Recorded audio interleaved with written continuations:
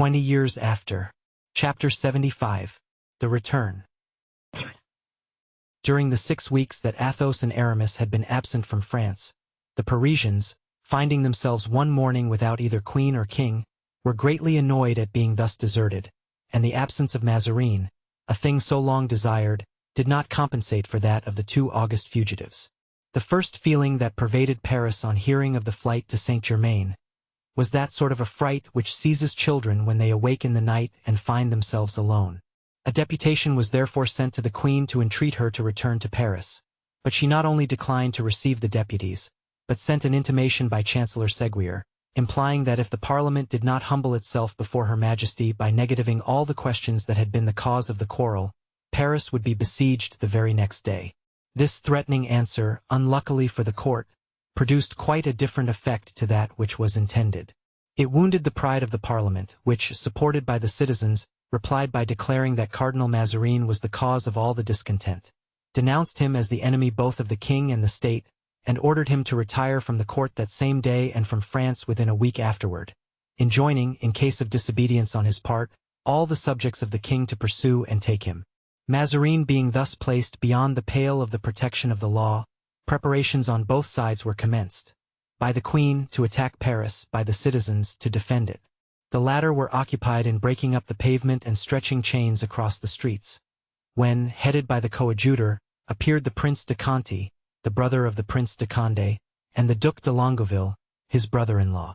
This unexpected band of auxiliaries arrived in Paris on the 10th of January, and the Prince of Conti was named, but not until after a stormy discussion, generalissimo of the army of the king, out of Paris. As for the Duc de Beaufort, he arrived from Vendôme, according to the annals of the day, bringing with him his high bearing and his long and beautiful hair, qualifications which gained him the sovereignty of the marketplaces. The Parisian army had organized with the promptness characteristic of the bourgeois whenever they are moved by any sentiment whatever to disguise themselves as soldiers.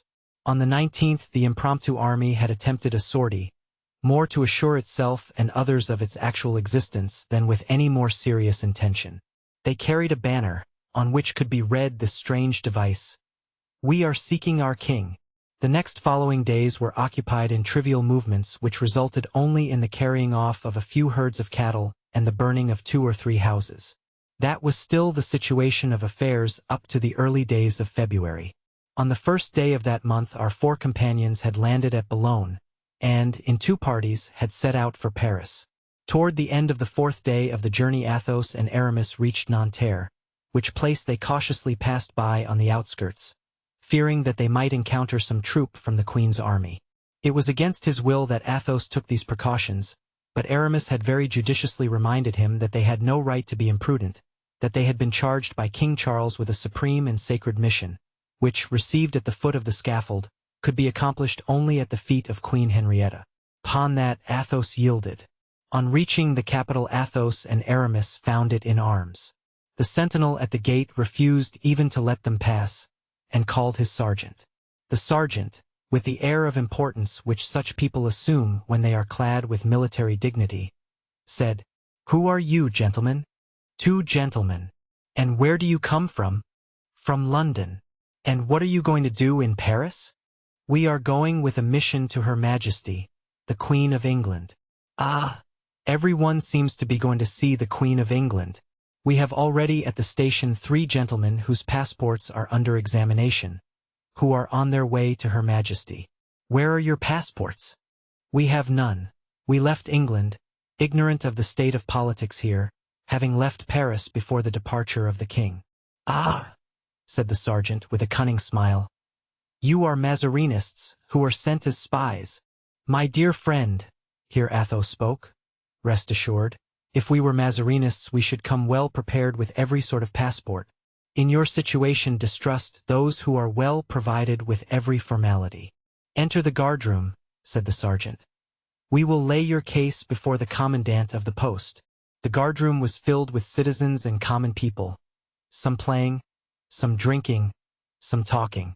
In a corner, almost hidden from view, were 3 gentlemen, who had preceded Athos and Aramis, and an officer was examining their passports. The first impulse of these 3, and of those who last entered, was to cast an inquiring glance at each other. The first arrivals wore long cloaks, in whose drapery they were carefully enveloped. One of them, shorter than the rest, remained pertinaciously in the background. When the sergeant on entering the room announced that in all probability he was bringing in 2 Mazarinists, it appeared to be the unanimous opinion of the officers on guard that they ought not to pass. "Be it so," said Athos. "Yet it is probable, on the contrary, that we shall enter, because we seem to have to do with sensible people. There seems to be only one thing to do, which is, to send our names to Her Majesty the Queen of England, and if she engages to answer for us, I presume we shall be allowed to enter." On hearing these words, the shortest of the other 3 men seemed more attentive than ever to what was going on, wrapping his cloak around him more carefully than before. "Merciful goodness!" whispered Aramis to Athos. "Did you see?" "What?" asked Athos. "The face of the shortest of those 3 gentlemen?" "No." "He looked to me, but 'tis impossible." At this instant the sergeant, who had been for his orders, returned, and pointing to the 3 gentlemen in cloaks, said, "The passports are in order. Let these 3 gentlemen pass." The 3 gentlemen bowed and hastened to take advantage of this permission. Aramis looked after them, and as the last of them passed close to him, he pressed the hand of Athos. "What is the matter with you, my friend?" asked the latter. Doubtless I am dreaming. "Tell me, sir," he said to the sergeant. "Do you know those 3 gentlemen who are just gone out?" "Only by their passports. They are 3 Frondists, who are gone to rejoin the Duc de Longueville." "'Tis strange," said Aramis, almost involuntarily. "I fancied that I recognized Mazarin himself." The sergeant burst into a fit of laughter. He cried. "He venture himself amongst us to be hung. Not so foolish as all that." "Ah," muttered Athos. "I may be mistaken. I haven't the unerring eye of D'Artagnan." "Who is speaking of Monsieur d'Artagnan?" asked an officer who appeared at that moment upon the threshold of the room. "What?" cried Aramis and Athos. "What? Planchet." "Planchet," added Grimaud. "Planchet with a gorget indeed." "Ah, gentlemen," cried Planchet, "so you are back again in Paris. Oh, how happy you make us! No doubt you come to join the princes." "As thou sayest, Planchet," said Aramis, whilst Athos smiled on seeing what important rank was held in the city militia by the former comrade of Mousqueton, Bazin, and Grimaud.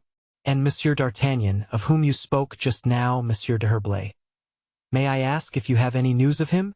We parted from him 4 days ago, and we have reason to believe that he has reached Paris before us." "No, sir. I am sure he hasn't yet arrived. But then he may have stopped at Saint-Germain." "I don't think so. We appointed to meet at La Chevrette. I was there this very day." "And had the pretty Madeleine no news?" asked Aramis, smiling. "No, sir, and it must be admitted that she seemed very anxious." "In fact," said Aramis, "there is no time lost, and we made our journey quickly. Permit me, then, my dear Athos, without inquiring further about our friend, to pay my respects to M. Planchet." "Ah, Monsieur le Chevalier," said Planchet, bowing. "Lieutenant?" asked Aramis. "Lieutenant, with a promise of becoming captain. 'Tis capital. And pray, how did you acquire all these honors?" "In the first place, gentlemen, you know that I was the means of Monsieur de Rochefort's escape. Well, I was very near being hung by Mazarin, and that made me more popular than ever. So, owing to your popularity— no, thanks to something better, you know, gentlemen, that I served the Piedmont regiment and had the honor of being a sergeant. Yes. Well, one day when no one could drill a mob of citizens who began to march, some with the right foot, others with the left, I did, in making them all begin with the same foot, and I was made lieutenant on the spot." "So I presume," said Athos, "that you have a large number of the nobles with you?" "Certainly. There are the Prince de Conti, the Duc de Longueville, the Duc de Beaufort, the Duc de Bouillon, the Marechal de la Mothe, the Marquis de Sévigné, and I don't know who, for my part." "And the Vicomte Raoul de Bragelonne?" inquired Athos in a tremulous voice. "D'Artagnan told me that he had recommended him to your care, in parting." "Yes, Count. Nor have I lost sight of him for a single instant since."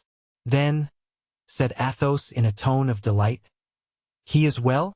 No accident has happened to him? None, sir. And he lives, still at the hotel of the great Charlemagne, and passes his time? Sometimes with the Queen of England, sometimes with Madame de Chevreuse. He and the Count de Guiche are like each other's shadows. Thanks, Planchet, thanks, cried Athos, extending his hand to the lieutenant. Oh, sir. Planchet only touched the tips of the Count's fingers. Well, what are you doing, Count, to a former lackey? My friend, said Athos. He has given me news of Raoul. And now, gentlemen, said Planchet, who had not heard what they were saying, what do you intend to do? Re-enter Paris, if you will let us, my good Planchet. Let you, sir? Now, as ever, I am nothing but your servant. Then turning to his men, allow these gentlemen to pass, he said. They are friends of the Duc de Beaufort. Long live the Duc de Beaufort, cried the sentinels. The sergeant drew near to Planchet. What? Without passports? He murmured. Without passports, said Planchet. Take notice, Captain, he continued, giving Planchet his expected title. Take notice that one of the 3 men who just now went out from here told me privately to distrust these gentlemen. And I, said Planchet with dignity, I know them and I answer for them. As he said this, he pressed Grimaud's hand, who seemed honored by the distinction.